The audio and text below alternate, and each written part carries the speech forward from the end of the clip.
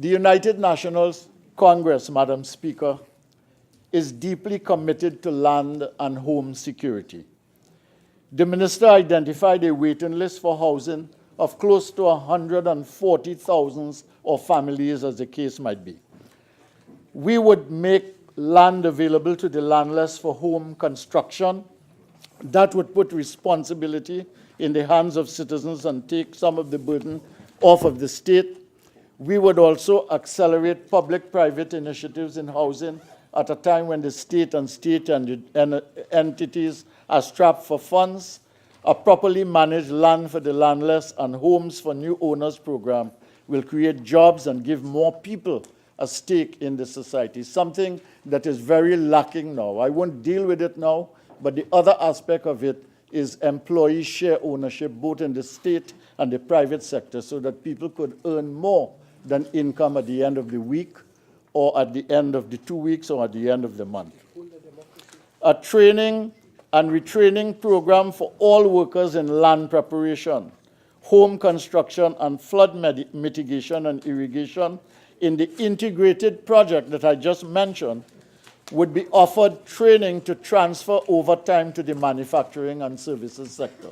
So while they are building the country and freeing up the country and creating the conditions for production and productivity in the country, they can also be trained. And we could then be dealing with the manufacturing and services sector, trying to retrofit them for higher exports and to deal with the markets that are outside of CARICOM, so that you have an easy movement of these workers into skills and then into sustainable job opportunities. We have an ongoing ICT-based export services program, which the current Minister of Planning has continued. But if this is properly done, business can prosper to export and more jobs will be created. A diversification agenda which takes into account the manufacturing and services base, which is quite solid, and which Trinidad and Tobago already has, but also our human capital assets. And I want to take note of the fact, Madam Speaker, that a lot of young people, after they leave university, I mean, the member for Caroni East mentioned the doctors this morning. But a lot of young people graduating from university are either migrating or they are terribly frustrated. You have nearly 5,000 unemployed people with university degrees, bachelor's degrees and master's degrees waiting to get a job. Yeah. And when they do get a job, they are underemployed. Right. So we need to take advantage of these human capital assets. And one of the ways to do that is to link it to the green economy, having to do with environment, sustainable, renewable things.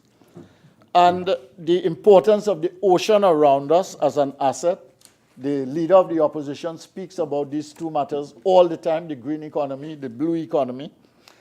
And the need to build an applied research capability aligned to a higher value chain strategy to key sectors and new clusters of the economy, and linked to a world that will soon be dominated by artificial intelligence, is what we need. And this is what, and you heard our leader on Friday, this is what the UNC will do to take the country forward. Let us take a look at where we can take some action to take the country forward rather than backward as we are headed now.